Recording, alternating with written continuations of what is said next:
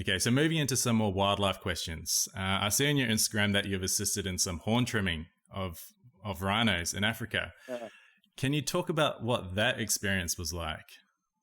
Yeah, it's pretty special because it sounds crazy. If you don't know what that is, we are trimming rhinos' horns off. Yes, we are doing that, and that's in an effort to protect them. So rhinos are poached, it's significant rates every year to the point where they're critically endangered. All species of rhino are.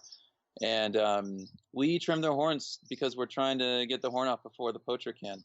Okay, because poachers, when they want horns, the horn is used for ornamental things in China and Southeast Asia and Vietnam, as well as, some people call it traditional Chinese medicine, even though I think there's some question as to whether or not it's really part of that. But it's been a part of their culture and heritage for thousands of years, unfortunately. And it's, I don't want to bash on cultures because, you got to respect culture and everything. But the thing is that cultural practice is seriously affecting some of our most iconic wildlife in the world. And they're being so destructive to Africa. And it's really a war out there. And, more, poachers and park rangers have been killed in Africa since 2001 than Americans have in the Middle East war. Mm-hmm. So it's a real big issue. But anyways, it's the most expensive commodity on the black market. Really? For animal parts, maybe for anything. Yeah, I mean, once it leaves the country, when it leaves South Africa, it's anywhere from 20 to 40, maybe up to $60,000 per kilogram. And every horn, if you get a whole horn, it's a few kilograms. And once it makes it to its final destination, it's anywhere from 120 to $200,000 per kilogram when it's being sold in store in Vietnam or China or whatnot. So it's really expensive, and there's a big price on it, and it's a highly organized crime effort. It's not just your simple bush poaching like some of the other animals for meat or for other animal parts. This is pretty high tech stuff. And so yeah, the whole trimming the horn thing, we're doing that to try to get the horn off before the poachers can. And a lot of people ask, how's a rhino going to do without its horn? It actually does quite well. Adult rhinos have a lot of other adaptations that make them effective in defending themselves as an animal in Africa when there's some big mega predators like lions and hyenas and whatnot. They've got a thick hide. They can still defend themselves very well. In some areas, we actually see reproductive rates go up because rhinos, they're not aggressive so much towards people or other animals typically. Black rhinos maybe at times can be quite aggressive, but white rhinos, they're not so much with other things, but with themselves, they can fight to the death. And if they get a horn puncturing, their adversary's abdomen or their chest or something, I mean, that's the end of that. So we do see reproductive rates go up in some places, and it's an incredible experience, man. It's very quick. We literally sedate them just so we can keep them from moving around and whatnot. It's a keratin structure, keratinous structure, just like hair, fingernails, turtle shell, chicken beak, claws, stuff like that. So we're not cutting into any blood vessels or any living tissue. It's really, people call it dehorning, but as a veterinarian, when I say something, that means I'm removing like a living tissue. And really, it's a trim. It's just like a nail trim, but it's on a big horn. It takes 10, 15 minutes altogether, and you can do it with a chainsaw or I'm forgetting the name of it, this other kind of saw. And and then you grind it down with like a hoof grinder, like you would on other large animal, and then you wake them up with that.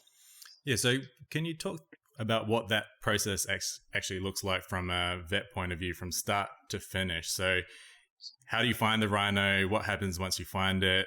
What does that process of trimming the horn look like? And then what happens after that? Can you kind of step through that process? Absolutely. So it's a big production. Okay, so generally, I've never done it. Most times I've done it have involved helicopters because we're on big properties. So basically, you've got a few vehicles on the ground, and that's got your at least a vet or a vet technician and some animal specialists, as well as people that work on that property, as well as government officials. It's a very controlled thing, at least in South Africa where I've done most of my horn trimming. And then you have a vet and a chopper pilot up in the sky, and the bird is basically looking for the rhino that we're wanting to trim, or a rhino that we would like to trim. They get in close. They're on contact on radio. The vet has an air-powered, CO2-powered darting rifle, and that rifle has a couple different anesthetic, sedative medications in it. There's different sedatives you can use, but there's a couple standard ones that most vets use. Anyways, they dart them. Usually, it's first dart's a success, and the rhino goes down within 5 minutes, 5 to 8 minutes. If they're not slowing down by 8 minutes, we have to dart them again. Okay, so that tells us the dart didn't penetrate, or it hit a bone, or just got stuck in the skin, or it went through skin, like say thin skin flap, like say in the armpit or something like that. It just went through and through, and the drugs didn't get in the animal. It just got squared out on the ground. And then when they tell us the rhino's hit, they follow it. Okay, so the rhino usually wants to run around, and they're trying to get away from the helicopter still, but then eventually starts slowing down. You see it has these, we call it a high knee gait, where it takes these big awkward steps. It's a little stumbly, and ideally by the time it's to that, the people on the ground are there. And so I've been in the helicopter, but usually I'm on the ground, and when I am, I'm with another vet tech and maybe a couple other people working on that property. And we literally just get as close as we can to the rhino before, until we think it's not really running and moving anymore. And as soon as we can, we're trying to cover up the eyes. Okay, and covering the eyes reduces stress of any wild animal, whether it's crocodiles, rhinos, deer, whatever it is. It really makes a big difference. It seems counterintuitive, but it helps reduce stress.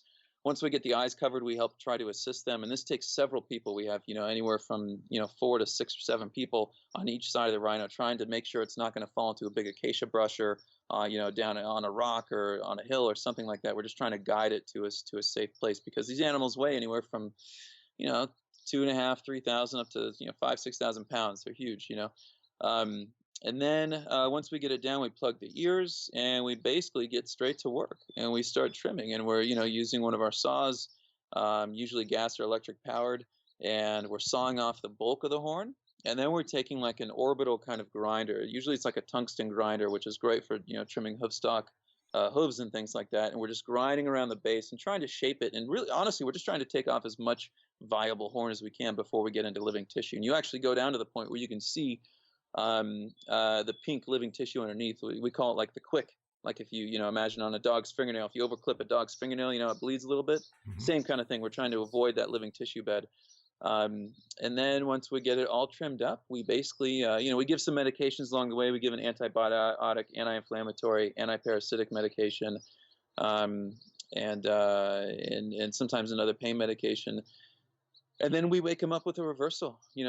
As soon as we get them down, we do put a catheter, an intravenous catheter in the ear, so we have access to the blood supply. If we do need emergency medication, we can give it right there, and it's a faster absorption than the dart, which is intramuscular. It takes a little bit longer to absorb, but we can't give an IV injection in a moving big rhino. You just have to dart it and get it in a muscle. Then we reverse it, and the reversal is phenomenal. It actually it's like a light switch goes on. They go from being pretty sedate, not fully anesthetized. They're not fully anesthetized, but they're very sedate, to just waking up, and they stand up immediately and then casually go on their way. Sometimes they'll run off, but usually they'll just walk away and start eating and acting like a normal rhino. And we just had to borrow 30 minutes of their time, and now they can go back to living their wild rhino life, and they're far safer from poachers than they were prior to us doing that trim. And then when they're up and gone, we're out of there, and that's that. Often we'll do multiple trims a day, and we'll do the whole same thing over again. Interesting. So you answered my next question. I was going to say, how long is that window from being darted until they wake up? And it's around 30 minutes, you said. I mean, the whole process, like when we get there, maybe a little bit less. We try to keep them sedated for less than 15 or 20 minutes. And so, but there's, sometimes it's slow for them to go down. And usually it's pretty quick when they get up, but not always. So, but usually it's, I say 30 minutes. I mean, from the initial chase of the helicopter, which they don't like helicopters. It's a foreign thing. It's weird. Most animals are neophobic, meaning anything new they're scared of, because they don't know if it's safe or not. That's a very natural, normal, healthy instinct to have. Yeah. So, from the moment the helicopter's on their tail to the moment they're walking away, it's rarely over 30 minutes of time. Okay, and you mentioned it's also similar to kind of trimming your nails. When I trim my nails, it's not painful. Is it the same for the rhino? No, it is the same. Exactly. There's no nerves. Keratin is not a living tissue. It's just like cutting hair and fingernails. It's the exact same concept behind it. There's no pain involved with it. That's why it's hardly even a surgery. It's really just, it's a trim. We just have to sedate them to do it. Mm-hmm. Okay, so there's no pain involved. And does that horn grow back? It does, just like hair and nails. It does go back. So it grows like 4 inches, I want to say every 2 years. So every couple of years we try to trim these guys if we're doing regular trims on them. Radio. Okay, so as a rhino poaching mitigation strategy, from what you've experienced and the people that you've worked with, is this an effective strategy to mitigate the poaching of rhinos? It is one effective strategy. Yeah, there's others too, but this is one way to help reduce poaching. It's not 100%. I mean, some poachers, we think they'll kill a rhino out of spite because they're Spot. like, F Yeah. you, like you're wasting our time because we've been following these tracks all day. We've been, wanting to get this animal. We find out it's dehorned, we're just going to kill it anyways. And I think another reason they do that is because now they know there's an animal out there they don't want to waste time on. Because if they don't want to follow the same tracks again, they're like, you know what, we'll kill this one. And then if we see tracks, it won't be the same one and we won't be wasting our time again. Mm-hmm. Yeah, but it helps. But there's other methods too. Another organization I work with called Ivan Carter Wildlife Conservation Alliance. He teams up with the South Africa Wildlife College. They've trained hound dogs to be anti-poaching dogs. And I actually did a trial run with them. They train every single day. They do poaching, test scenarios to just try to, keep them exercising and keep their skills up and everything. And they can find poachers, miles away, a couple miles away within a few minutes. You give them one little track, one little scent track, and you send out a whole pack of dogs, like 8 or 10 or 11 dogs, and they all go out. They work as a team, and you can hear them talking to each other. And there's a specific kind of bark that one will do to say, hey, I got a hot track. And then the others will kind of follow there, and they'll kind of scatter. Then another one will get one. They'll follow that. And in places where those dogs have been implemented, we're seeing poaching, decrease by well over 90%, because these guys are getting to poachers before the poachers can do their job and kill this rhino.